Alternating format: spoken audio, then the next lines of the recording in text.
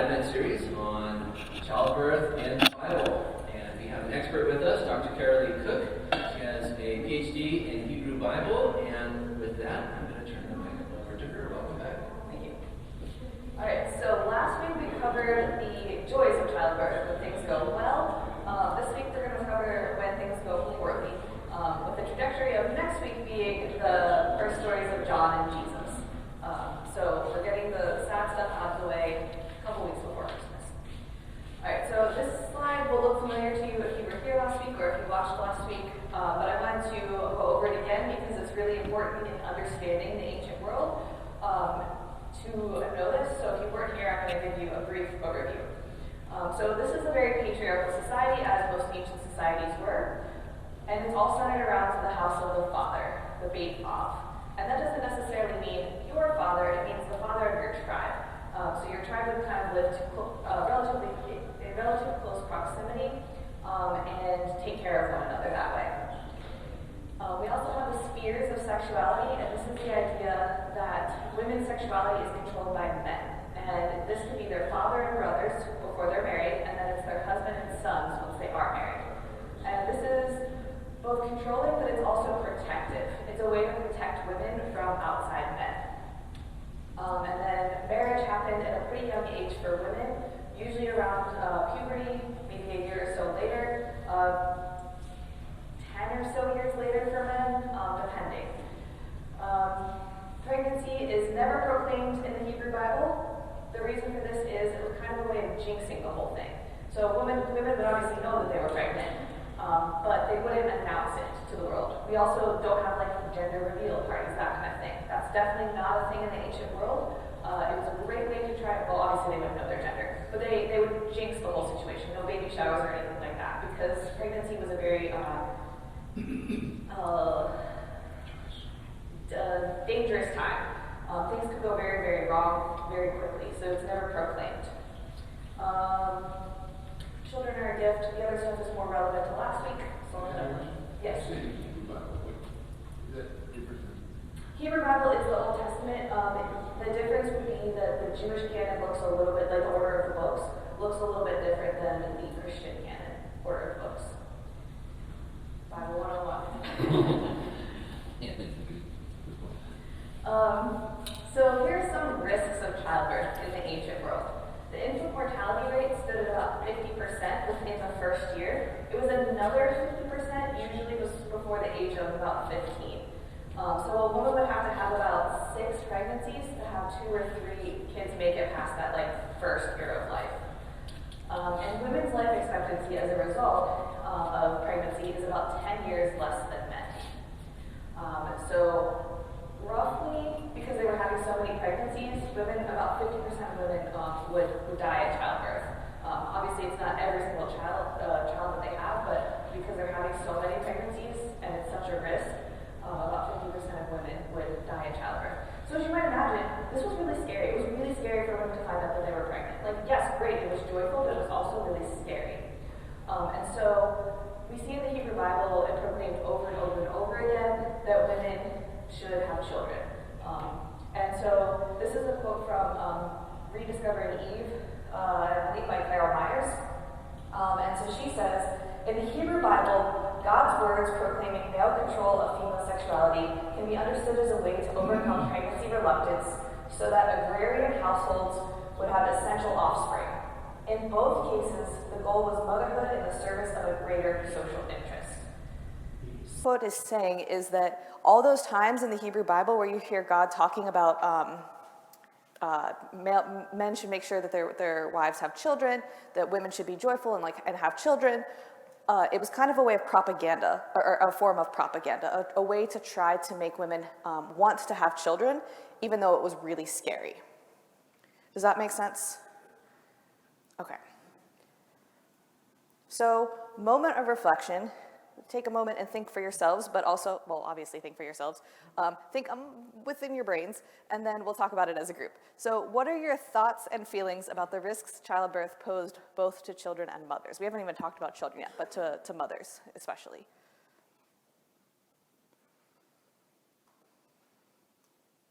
Well, from the statistics you give us, it sounds absolutely terrible. Yes, absolutely terrifying. I think that's a good way to put it. Anyone else? There's nothing I want to run right out and do there. Right. Yes. So, but is it worth it? Is it worth the cost of your life? So you want to have children, but also, yes. And that's why we keep seeing that proclamation in the Hebrew Bible that women should have children. And we see all these stories about women really wanting to have children and overcoming infertility with the help of God. We see these stories, and again, it's like this form of propaganda of like, it's going to be okay because God will protect you. But it's still really, really scary. And if you were here last week, we talked about the fertility dolls to help women get pregnant. But the other side of that is, were they also to help women make it through pregnancy? Because we'll see in other cultures ways that women tried to protect themselves and their children also. Oh, sorry. Yes. I guess one of the things that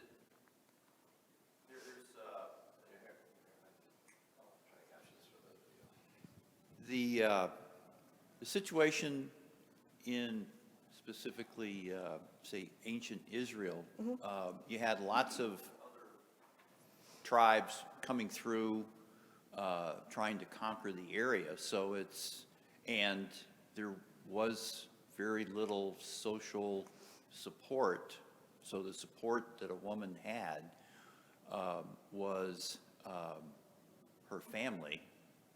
So that, I think, a woman or a family has to, at that time, would have to consider,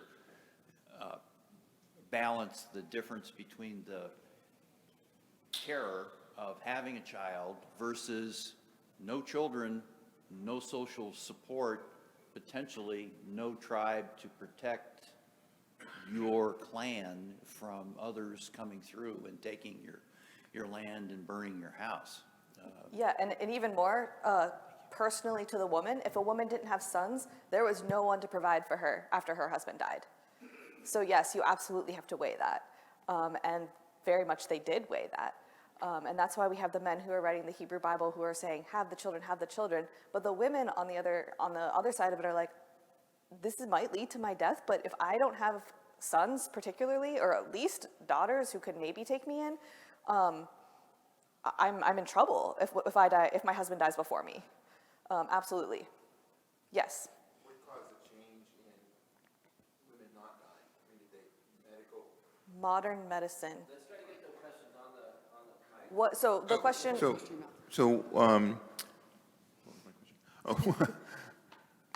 caused women to not? Yes. Yeah. What? Thank you. What caused women to start dying less? And is Modern medical? medicine. This was a very real statistic until the last couple hundred But years. what kind of modern medicine? Like antibiotics, the ability to stop hemorrhaging, because it's really infection and hemorrhaging were the two major causes of death for women. So yes, until very, very recently, I mean, if you look at the statistics for Afghanistan still has a very, very high maternal mortality rate. It's really, really those things. I mean, really, until the last, 150 or so years, it was very, very dangerous. And it's still dangerous today, but less so with the help of modern medicine. So I'm talking about the ancient context statistics. They don't change that much until very, very recently. They changed a little bit. Like, it's not quite as dire in like the 1800s, but it's still pretty bad. All right, so fears today for women who become pregnant and have children are, I've listed three. I know there are other ones out there, but one is the cost of healthcare. The most most recent statistic I saw on this, that it was about $30,000 to have a baby if everything goes well, which is wildly expensive and not something that I could afford without insurance, obviously. But even with insurance, it's still a couple $1,000s. It's very expensive to have a child. Another one is racism in healthcare. Black women in particular are the most likely to die in childbirth. And partially that's because, well, there's a ton of reasons, but one is all of the training that goes into medical healthcare, most of it is for white people. It's not for black people. Two is, the second reason is that pain the black women are often, the pain of black women is often very minimalized in the hospital, I mean anywhere, but in the hospital in this case, which causes really major medical events to be missed. My wife was a pediatric hospital chaplain last year for a year. She did her residency at Mott, and there were a number of times where she witnessed this happen, of cases where a black woman died when she shouldn't have because the medical providers weren't paying attention. Okay, honestly, probably that happened once for her, but the fact that it happened once, that she was called in 1 year is pretty bad. It happens more frequently, but she witnessed it once. If she didn't have the flu, she would be here and she could tell you about this, but children pass on sickness, you know. So racism in healthcare is another really big fear. And then most recently, we've seen the whole repeal of Roe versus Wade and the limited safe abortion access, depending on where you live.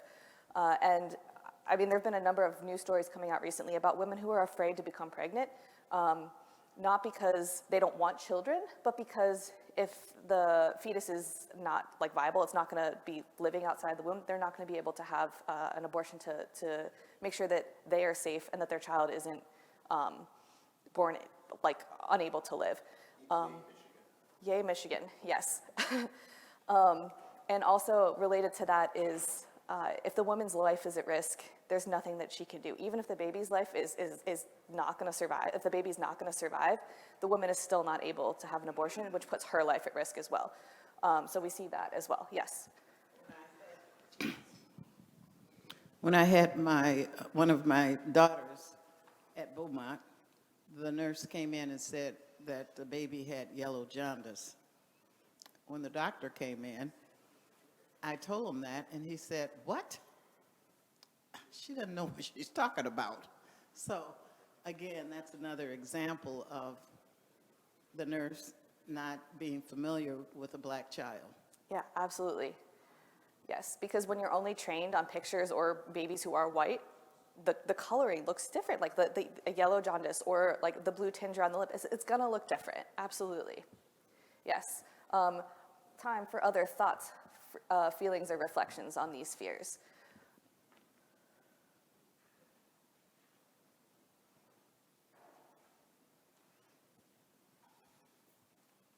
You're thinking about it.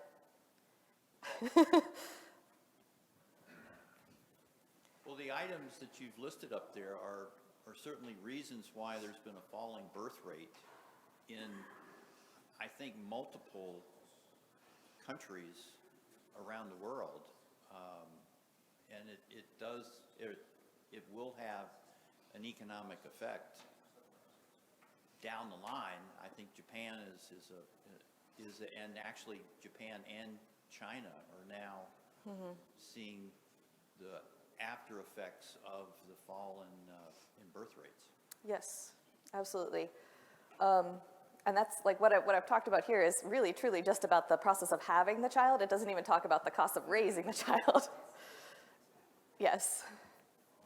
There's a hand back there. Oh, thank you, Katie, for taking over.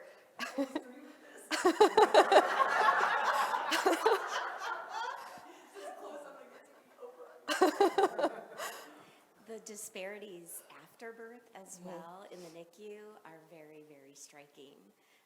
The types of things that are offered in primarily Caucasian hospitals, like CS Mott in Ann Arbor, in their NICUs, like kangaroo care, things that we know are really, really important for those first stages of neural pruning, are not happening in some of the larger city hospitals that are primarily brown and black babies in the NICU. Yeah. And so mothers' access to helping their children in those very first stages of development is also very limited for black and brown communities. Absolutely, thank you. Yeah, and I would also add, not directly related to that, but similar to that is whether or not CPS or Child Protective Services need to be called in on a thing. It's much more common on Native families, on black families, on Latino families, yeah. I just wanted to add that I'm kind of like known as kind of the health nut. So the more and more I read and learn, I think prevention is the key. So if we can start eating healthy and have healthy land and healthy food, we'll have healthier children. And preventative care and access to preventative care. 100%, yes. Healthier land, and that's a completely different topic, also biblical, love it, but can't go into it. All right, so I'm going to keep us moving so that we can get to the biblical text. So I showed this picture last week. This is a picture of a Roman midwife birthing scene. This is to illustrate the fact that, one, women were not alone in childbirth, and two, men were not involved in that process at all. Instead, it was midwives who were with women as they gave birth. Showed this one last week too. This is the Egyptian birthing scene where the gods are attending to the queen who's having a child. Notice the positioning. The squatting position was very common. They used the birthing stones in order to have their children. Okay, so dangers of infancy. I talked about this a little bit, but I'm going to keep going, go through it again, and I'll show you two more images that I didn't show you last week. So like I said, 6 pregnancies for 2 to 3 living children. That's wild. We hear okay, so maybe we as a society, not so much, but my wife as a pediatric hospital chaplain heard quite frequently, and I, by proxy, heard that children aren't supposed to die before their parents. And while I'm 100% on board with that, that is not historically true. Yes, today, children should not die before their parents, but historically, children died very, very frequently. And it was most commonly disease. They didn't have vaccines, and that first week of life was so dangerous that the child's name would not be announced. And they would wait until that 8th day for the child's name to be announced, because if you make it through that first week, you've got a shot. And then circumcision would also be performed then too. That's another conversation for a different class. Equally interesting, but not one that's pertinent exactly to this moment. But they wait until the 8th day to make sure that child makes it through that first day of life, or first week of life, in order to welcome the child into the community of Israel. So disease, again, very, very, very common.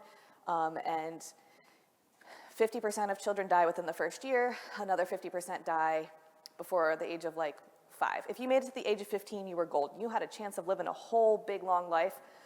We hear that the life expectancy is, 30, 40, and that usually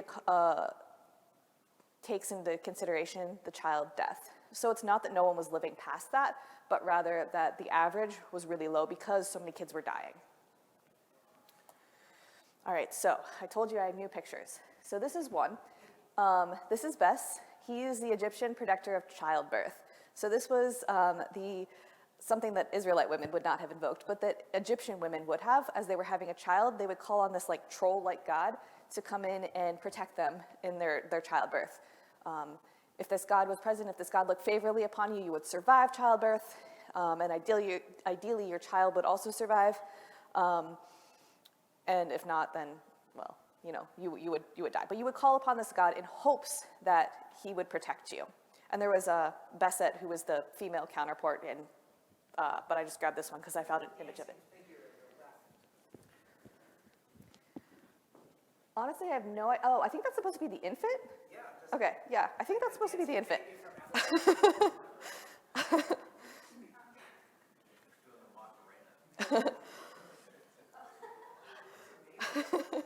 It does.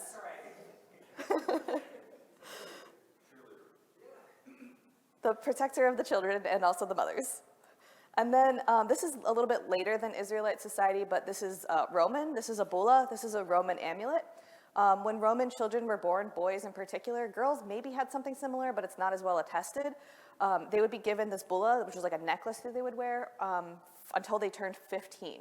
And once they hit 15, they were like, oh, thank God, this child has made it to adulthood. You can take it off. But they would wear this at all times to protect them from spirits, from gods, to keep them safe, to protect them from disease, to keep them safe and to make it to adulthood. So ancient societies as a whole were very worried about their children, making it out of childhood, because it was a dangerous time in a way that it's not as much these days. They're obviously still dangerous, but statistically not quite as dangerous. Okay, we're doing well. All right, so we got two sad stories. The first one is Rachel's death. Does anyone want to tell us who Rachel is? This is in Genesis, if that's helpful. You're going to wait for the Bible study. Fair, okay. See, this is what happens. The problem with just listening to text in church is you never get through the whole Bible. Unless you're Jewish, and then you do. Well, you get through the Torah. Okay, so Rachel is the wife of Jacob. She's one of 2 wives and 4 women he's with. She is the one who has Joseph and also Benjamin, and she is the one who struggles with infertility. But she desperately, desperately wants to have children, even though she's like the favorite of Jacob. So this text, it's only 4 verses, so I'll read it. Then they journeyed from Bethel, and when they were still some distance from Ephrat, Rachel was in childbirth, and she had a difficult labor. When she was in her difficult labor, aka when she's dying, the midwife said to her, "Don't be afraid, for now you will have another son." As her soul was departing, before she died, she named him Ben-Oni, son of my affliction. But his father called him Benjamin, son of the right hand. So Rachel died, and she was buried on the way to Ephrat, that is Bethlehem, and Jacob set up a pillar at her grave. It is the pillar of Rachel's tomb, which is there to this day. Okay, so this is the story of Rachel's death. Thoughts, feelings, reflections.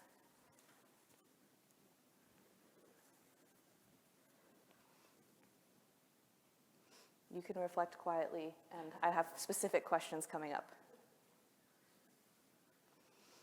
So this is a picture of Rachel's tomb, which is there to this day.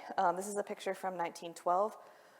It's one of the most famous ones, that's why I chose it. But you can still visit Rachel's tomb today.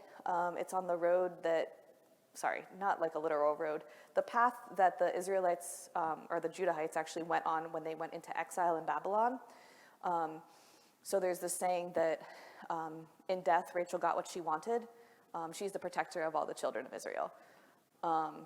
And Leah, her sister, got what she wanted in death. She got to be buried with Jacob. So this is the picture of Rachel's tomb that you can, again, still visit. So my questions are, son of my pain/affliction versus son of the right hand. So Rachel names him son of my affliction. Jacob says, okay, no, I don't want my son to be named this. I'm going to name him son of the right hand. How does this name change affect the meaning of the story?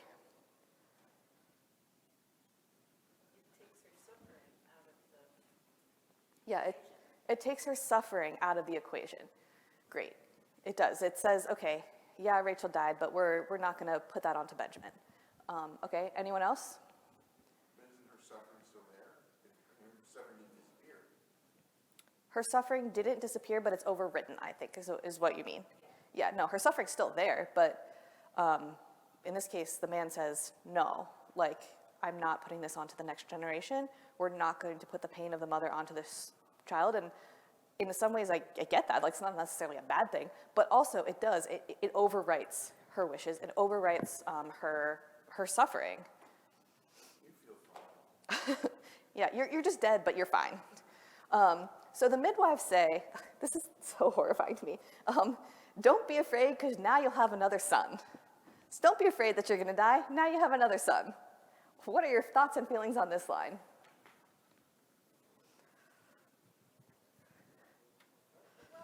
Well, wait, one sec. I don't know. I keep looking at this from the viewpoint of the woman. And if I were dying in childbirth, I actually would want to know Yeah, the son's that going to be the okay. son is going to be okay. Right, like at least make this be worth something. Yeah. Yeah, at least one of us survives. Yeah, that's fair. Anyone else? I kept thinking about the propaganda aspect that you discussed, that it's all sort of about, reinforcing women and encouraging them to their rightful duty to grow the population at any cost. Yeah. So I was thinking about that term that you used, propaganda. That's what that reminds me of Yeah. a little bit. Yeah, yes. The important thing is your son is going to survive. That's what matters to the population. Yeah. What do you make of this story overall? So we got propaganda. Anyone else? Anything else? I'll be provocative, I guess. I don't hear it as tragic. The story? It is, it is sad that she died, but I don't hear it as tragic. Okay. What's the difference between sad and tragic to you? Tragic is a loss that is not meaningful. Okay. Okay, so there's still meaning because the son survives? And also this was kind of just part of society? I don't, I do not, I admit that I cannot feel this in the same way, and it's wrong, perhaps for me to ascribe, but I do think that there is a joy in childbirth and having children, and I don't think that, I think there is something in us as a people, and including women, that makes us want to have children. Sure. And that it isn't something you have to be propaganded into, accepting. I think possibly that is, yes, that's the genetic survival of the people. You want to have children. But then in the ancient context, we also had that element of fear in there for women in a way that we don't as much today. I think that it's hard to know exactly because we don't have the recordings of women saying yeah, it was terrifying. We do, in the 16, 17, 1800s, but not so much in the ancient context. So I'm mostly just trying to give you an alternative way of looking at the text and saying there is an element of propaganda there. We could be wrong about that, totally, because we don't have that thing there, but the fact that we don't have women's voices means we have to try to search for them. So I'm not gonna even remotely try to argue with you, just say that you're not wrong, yeah. I enjoy arguing with Joe, but I just want to point that out. But I won't. I will say this though, two things. Even to this day, Jewish medical ethics, for example, is organized around the continuation of the Jewish people. So whether or not you characterize it as propaganda, because obviously that can trigger us a little bit, it still is an imperative, and that imperative gets cited in the face of tragedy, right? So that's a normal thing that's happening in the text. And the second thing that strikes me about the story overall is I'm not sure if I would say tragic, but there's just loss everywhere in Jacob's story. He has to flee after getting the birthright, and then he has to work for Laban for 7 years in order to get Rachel, the woman he loved, and then she conceives, but she dies in childbirth, and then Jacob goes back to the land of his ancestors, and he has to wrestle with the angel, and the angel strikes him lame. And so what I like about this story is it's not so much tragic, it's just that's the difficulty of life that I experience, and he knows it better than in a way that's what gives me hope, is that in the difficulties I face in my life, which are, relatively prosperous, are significant. And so I find it actually to be an accurate depiction and living with imperatives. I think Pastor wants to jump in. So while we're doing this thing, I would say that most of Jacob's suffering is self-inflicted because he's a chaotic dude. He's one of my least favorite dudes in the Bible because of that. But so we could argue these things. Okay. Yeah, I do want to speak up for Rachel, and I do believe it's incredibly tragic when somebody dies, but especially also in giving birth, which I think we are way too modern to have, to realize the danger that is utterly involved in bringing new life into this world. It is one of the most dangerous things we do as humans, and certainly as women. So I just want to remind us, dying in childbirth, again, I'm sure you said this, is such a part of the natural life, and only recently has changed. So for me, this story is like, is there any redemption in the fact that when you give life, a life may be lost? And I'm so struck by the midwife, which you pulled up. You know, she's probably seen loss after loss after loss after loss, and she's had to figure out, how am I going to make any sense of this? I love what you said, Father Bill, how this is the story that they need to use in order to make sense of some of the nonsense of tragedy. But bless our sister Rachel. I was also just going to add that a step back, there's really no choice for a woman. Yeah. She doesn't choose to get pregnant. She doesn't time her ovulation and say, you know, okay, I'm really ready to conceive a child, so let's go. I mean, I think a lot of pregnancy and conception was outside a woman's control. There was no birth control, and certainly being in a patriarchal society, I think a lot of women submitted when they may not have wanted to have a kid. So this whole idea of choosing, do I want to be supported by my son or remain, there wasn't really a choice. I think. I think that's true as well. Absolutely. Yes. Yes. I guess it bothers me that Rachel's voice was completely taken away. She made a comment, she gave a statement about how she felt about it, and that was naming him, and that was taken away. And then the midwife basically minimized. I know she was probably, I don't know, but I assume she was trying to be comforting. Yeah. But she minimized everything by saying, oh, but it's okay. You have a son. Yeah. Well, Or at least your son's going to be okay. 5 minutes. Yeah. Yeah. Thank you. Yeah. And I think what bothers me more too is Jacob was like, oh no, we're not naming him this. That's what gets me. Because I think you were right about the or like I think you have a good point too, that the midwife was like, at least your death is not in vain. At least your son's going to live. Like, it could be worse. You and your son could be dying. Not much worse, but at least a little worse. 50% worse. Yeah. So I've got one more story for us. We got 5 minutes left, so I'm just going to go through this one too. This is the story of Eli's daughter-in-law's death, which is weirdly hard to say. So now his daughter-in-law, the wife of Phinehas, was pregnant, about to give birth. When she heard the news that the ark of God was captured and that her father-in-law and her husband were dead, she bowed and gave birth. I think squatted and gave birth would probably make more sense here, the better translation. For her labor pains overwhelmed her. As she was about to die, the women attending to her said, "Do not be afraid, for you have borne a son." That same line. But she did not answer or give heed. She named the child Ichabod, meaning the glory has departed from Israel. What a name.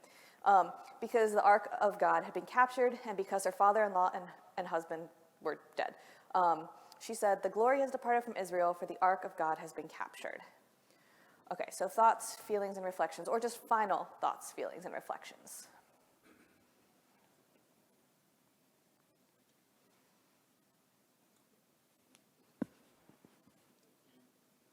You had also said earlier, I don't think it's on. Yeah, it's on. Okay. You know, it's funny. You also said earlier, people are having kids to make sure they take care of them. Now, do we assume only boys can take care of their parents and Yes. girls couldn't? Yes, because the women would go, or the girls would go live with their husbands' families, so it was their sons and their daughters-in-law who would take care of them. Gotcha.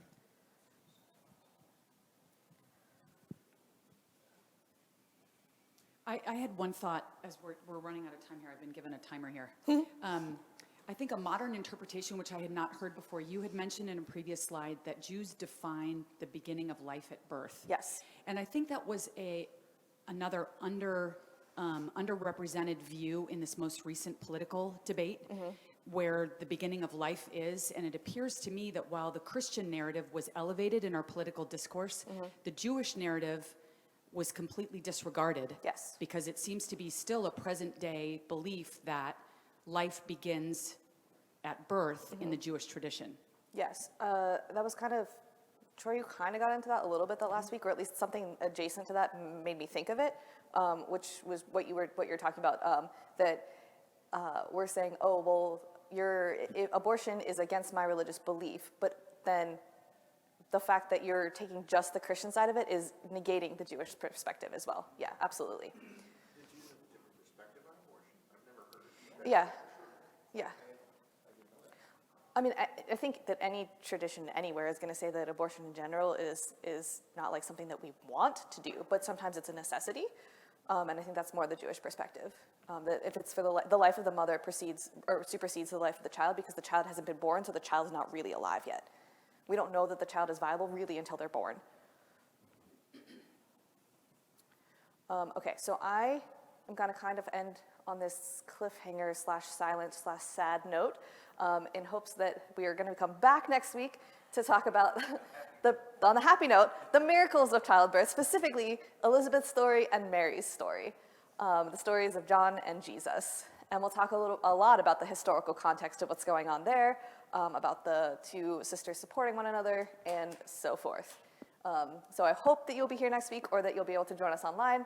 And I'm going to end us here because we're at 9:44 and my cutoff is 9:45. Okay, thank you. Thank you, Dr. Cook.